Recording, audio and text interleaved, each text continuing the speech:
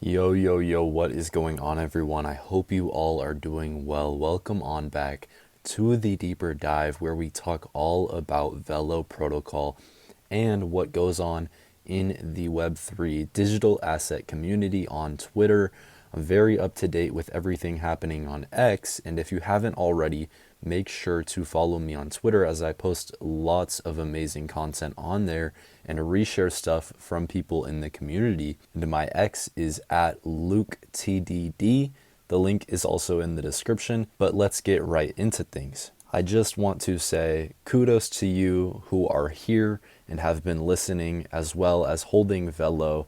While this isn't financial advice, nor should you make financial decisions based off of my video, this is very applicable to what I have been talking about. And in this post, he said, somebody explain to me why only about 5 to 10% of us know what the heck is going on. Now, this is very, very true for us specifically in the Velo community. If you have been here, then you know that the ties run extremely deep between Velo protocol, Velo Labs, and many of these other large banks and financial institutions that are already established players. And I'm very confused, honestly, on the current market sentiment based on how many people don't know about Velo. I think if many more did know how Velo is used with collateral within their network, as well as with all of the other things that Velo Labs is tapping onto, I really do think that it would be one of the biggest players. And specifically within the digital asset community, I do feel like only 1% knows about Velo and what they really are doing. On the topic, ChartNerd shared this post about some potential Velo ties, Thailand distributed ledger technology relating to Siam Commercial Bank and the Bank of Thailand, with a CBDC pilot that was being tested in late 2023. And in this photo, you can see Dr. Chia here, which is this guy who now works for Lightnet, Velo Labs' sister company. He previously worked at SCB, and you can see him in this photo talking about the SCB and Bank of Thailand collaboration to launch retail CBDC SCB app pilot project. So it's very interesting to see him take that shift from working at SCB, being very high up there, to now being with Lightnet. And what I said about that is that he does work for Lightnet and put these dots together. He is now working with Lightnet specifically on their virtual bank license. And I believe he's the head of the consortium between Lightnet and WeLab, who applied for the virtual bank license together. On that note, keep in mind that WeLab is already an established player in terms of virtual banks. And it's rather interesting, in my opinion, that he is now working for Lightnet, especially considering Lightnet did work on Project Dash, which was alongside SCB, Fireblocks, and it was all regulated by the Bank of Thailand. So isn't that curious? Maybe he has a little bit more insight into the future of Lightnet and how much they are really going to do. I think it's advantageous to remember that employees like him, who may have high level clearance and understand a lot more of what's really going on, they would like to work for the company that's going to be here for that innovation. And themselves personally, they would like to establish an early on role at this company while it's becoming a key player. So that was some very interesting stuff. And keep in mind, Lightnet utilizes Velo. So what will come, we will have to wait and see, but it's all very, very exciting. The next few posts I made today, and I think they're just a great recap about what's been going on and what many fail to realize. Everything with the company, down to the way that Velo Protocol and Lightnet Group are structured separately, is all strategic. The way that Velo is used as collateral is also strategic.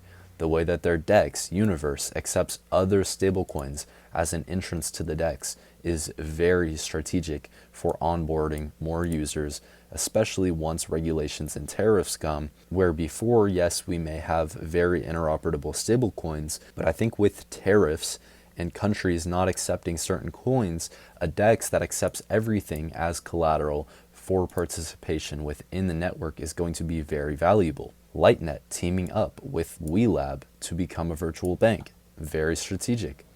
Interoperable loyalty points tapping onto their pre-existing ties to 7-Eleven, once again, very strategic. Orbit becoming infrastructure, strategic. It's easier to implement infrastructure than it is to get people to use an interface itself. And as I said, I hope you all realize that Velo Labs has some super smart minds behind them, the type that can have a vision about the future and then make that vision a reality. And all of that is long before the masses realize what is going on. And this is why I think Velo will prevail. It's just super ahead of its time. So ahead that some people think that they are in the wrong spot. This same thing happened with Ripple and XRP in the early days, and in my opinion, from an outside perspective, it really wasn't until 2018 to 2022 that many people in the retail space caught on, and even then, Ripple and XRP weren't recognized by financial institutions for years. But now we have regulations.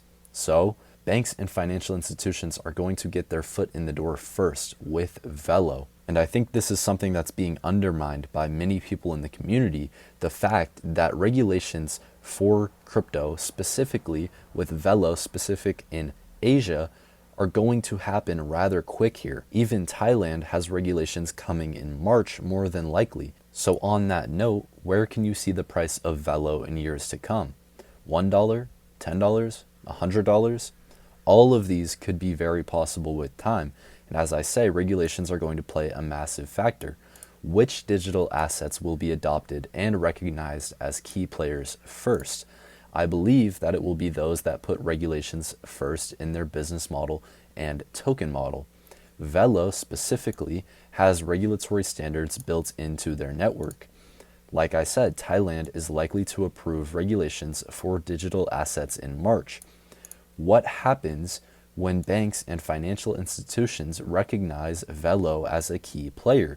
I think it's easy to say that at least billions are going to flow in.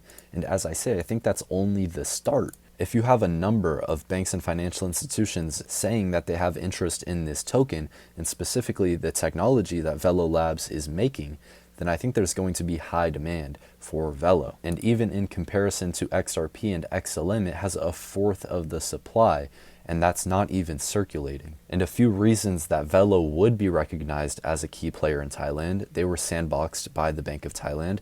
Lightnet has a live use case in Thailand with Project Dash, like I was talking about earlier. Lightnet partnered with SCB in 2020 and was chosen for prompt pay. Velo backer CP Group is a massive conglomerate in Thailand worth billions of dollars and has the licensing for 7-Eleven in all of Thailand. Lightnet is also partners with True Money, the most used digital wallet in Thailand, also CP Group owned. Visa is also a Velo partner. UOB has 2 rounds of investments, and like I say, in other words, Velo to the moon. I really just don't know how you couldn't see how all of this is very well tied together.